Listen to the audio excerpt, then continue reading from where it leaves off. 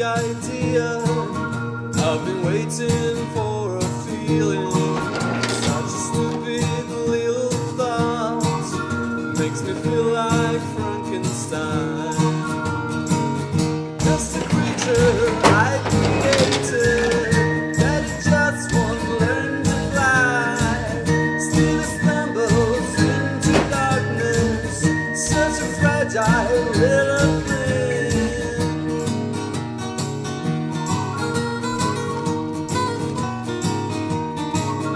Now some people have big dreams, bigger goals they want to achieve.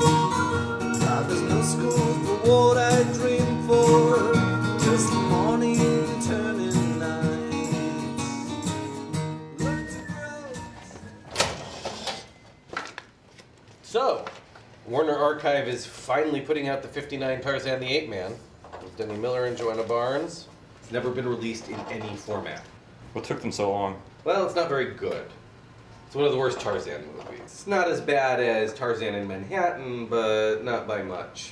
I mean, I've seen worse, but again, not very good. Yeah, I'm sure. Robot Monster. Rare 35 screening tonight at Anthology. Not the 3D version, unfortunately. But I can't make it. can't or won't? Won't and can't. I have standards. Plus, I want to write tonight. You want to write? You know how it is. No, actually, I don't. I've written 100 screenplays. I mean, literally 100 screenplays. I just need some kind of inspiration or someone to collaborate with, bounce ideas off of. Oh, don't even think about it. I think when the right person comes along, I'll know it. We take the cameraman, Keaton's first film as an MGM contract player. Not the best career move, but ultimately it turned out to be one of his better films. Kind of like Sherlock Jr., a film about film. You've probably seen Sherlock Jr. Oh yeah, I'm not familiar with that one. Well, Keaton plays a movie projectionist who falls asleep on the job and then has this dream, and he becomes like a detective in the film within a film. And he solves the robbery and he gets the girl, just like in real life. So, the Andrea Vitti book, huh? Yeah, we're super excited to be working with you again. Let me get Gavin. Sure. Gavin! Gav! Hold on. Gavin! Suffering sciatica. Didn't you hear me calling? I think so, but I wasn't sure. Well, next time go ahead and take a chance. Come to my office. You remember Jordan from Toshin? Hey, great to see you again. Yeah. He's working on the new Andrea Vitti book. Oh, great. Does he have a list or something? I could send him a digital lightbox. No, he's actually coming to town. You're joking. No, he's coming here. Well, he hasn't returned to New York in over 15 years, since the movie and all that stuff. You don't know what I had to do to get him to come down here, but he's coming. I'll need you to coordinate with Toshin. I'm going to be out of town in LA on a stills run, so if Vitti needs anything, you're on your own. He's always been one of my favorites, like top 5 of all time.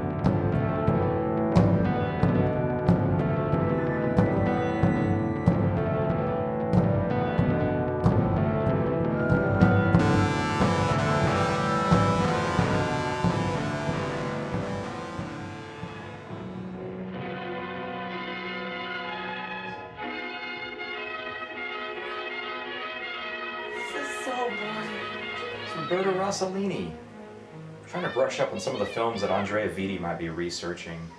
I want to be prepared. Why do I need to be prepared? You know, it's a big deal. I want to make a good impression. Well, they're charmed. Why won't they let him back in the country? It has something to do with what happened to his ex-wife, Gloria Holden. She was this American actress that he met when she was shooting a film in Rome with Carlo Ponti called Color of the Wind.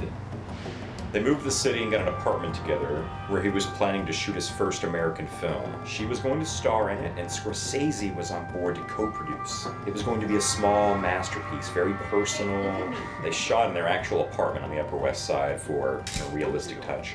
And things started to go off the rails. She was temperamental, had a tendency to drink too much and take pills. He can be rather difficult and somewhat indifferent with his actors in order to get the results he wants, even if it was his wife. Maybe a bit cruel, but it seemed to work. Some people have even speculated that he pushed her to have an affair with her younger co-star as a way of creating conflict and messing with her psyche.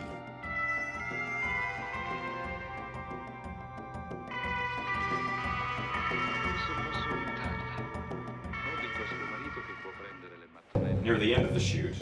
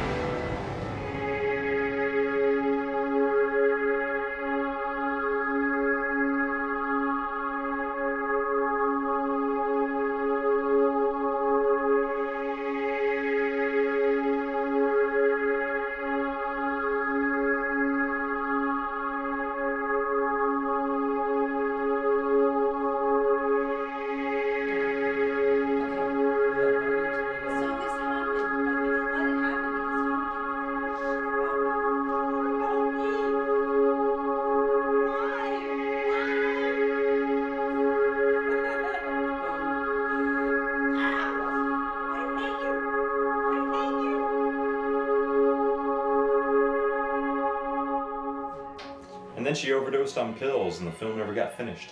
Wait. What? Yeah, that's it. Right after that, he left the city and refused to come back all these years. We actually have some very rare publicity stills from it.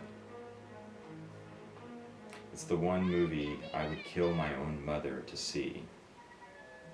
If she wasn't already dead. Footage from it has never surfaced even to this day. It's my Moby Dick, the John Huston version. If I get up the nerve, I might ask him about it, even show him the stills that we have from it, just to see what stories it stirs up. I think you're asking for trouble.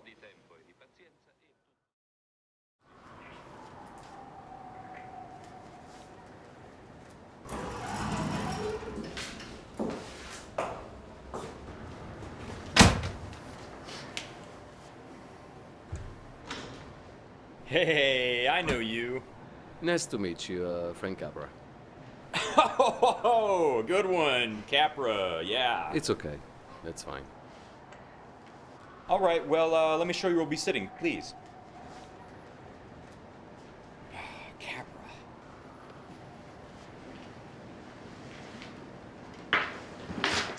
So I think we should start with some silent directors. Huh. Okay, great. I'll start pulling these right now. Feel free to make yourself comfortable.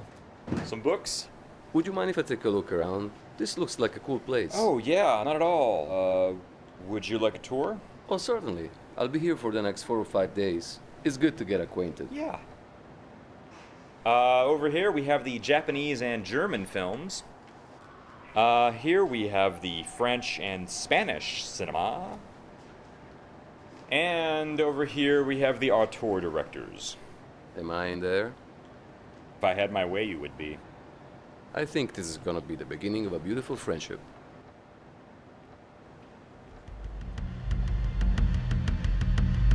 The director doesn't care about being loved or hated. They only care about reaching the goal they have set, relentlessly following what they're focused on and what they're trying to tell within that and only that particular frame. It is so easy to go astray.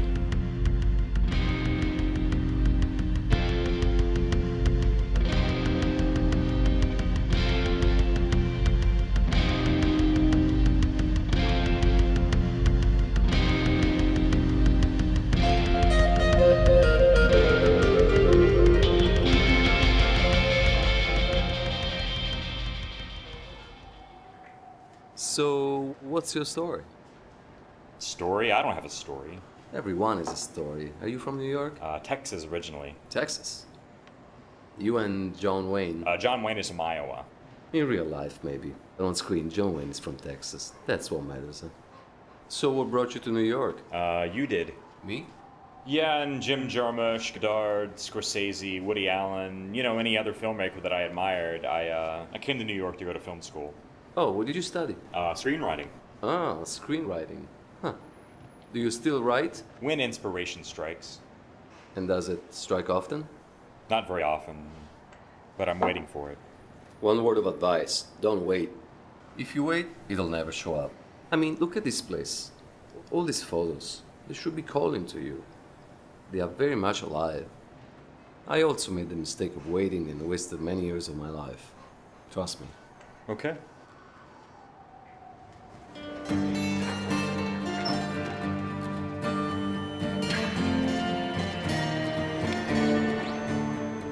The director should be an oppressor, father, confessor, a benevolent dictator, a psychologist, a psychiatrist, a chiropractor, because you have to band those before and behind the camera, and it hurts them sometimes.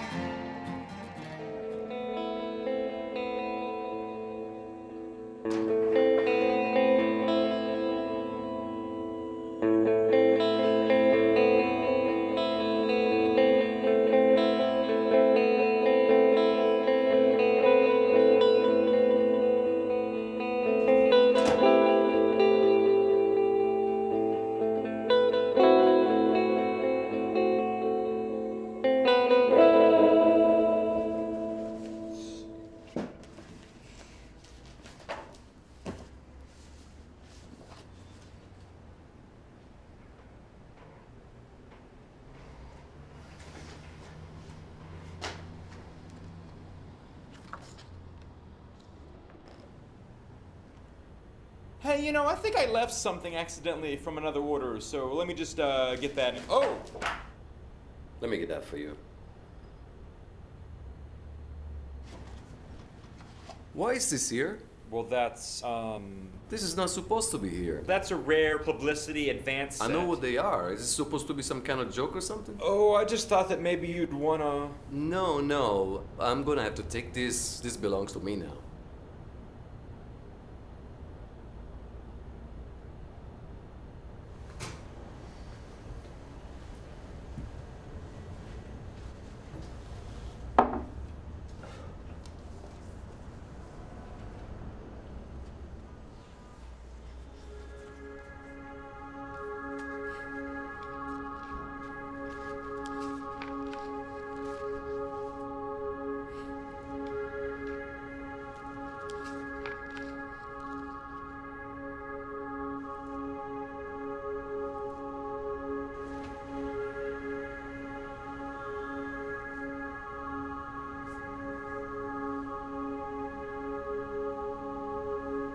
Gavin. Hey, Gavin. Very strange. I mean, I've looked at these photos like 1,000 times since I was never going to be able to see the movie. Oh, you have to bring that up again. But I've never seen these photos do something like this. I mean, honestly, in all my time here, I've never seen any photo do something like this. I think I would remember. Pronto, Gloria, pronto. Okay, now how is she supposed to hear you? You're suddenly an expert on this, really. Okay, I guess everything's on the table. Gloria! Oh, hey, I think she reacted. Oh, maybe not.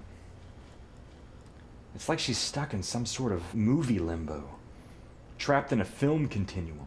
Like a player in an unfinished film. Really? That's what you're thinking? You know what I think? We've been looking at way too many photos. We're obviously hallucinating. All I see is a lovely shot of Gloria Holden. She was wonderful in Color of the Wind, produced by Carlo Ponti.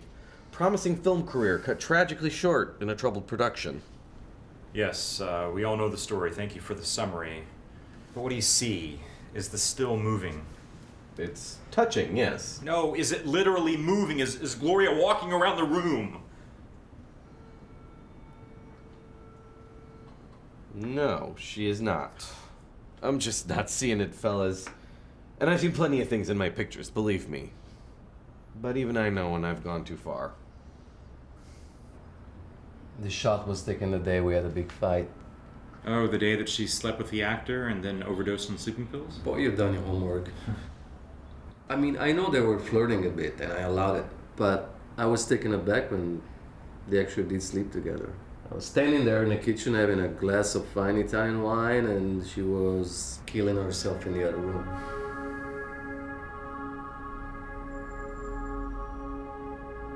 Oh, hey. I did not see that coming. Do you think she's coming back? I don't know. There was only some way for you to get in there on the other side. You could stop her. Wait, I think I have an idea. Will you hear me out? Do you have a choice? I mean, it might be kind of crazy, but it's worth a shot.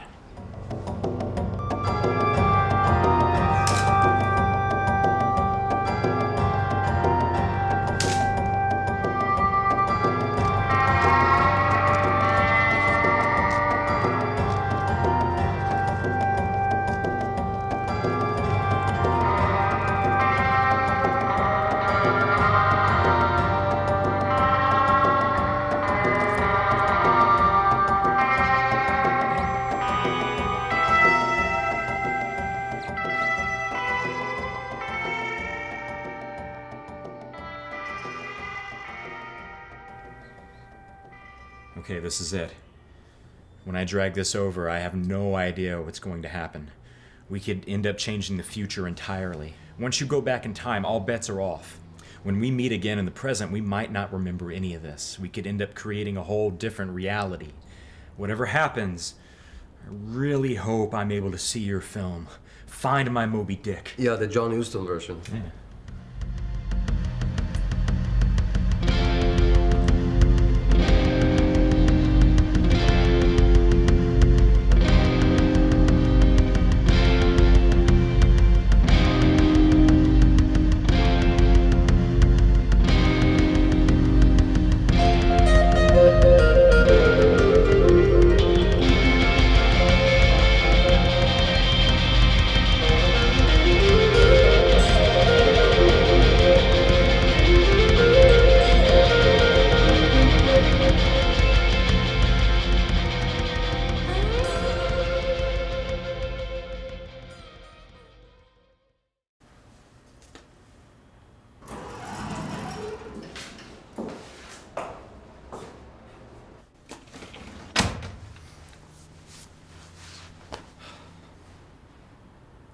Hey, I know you.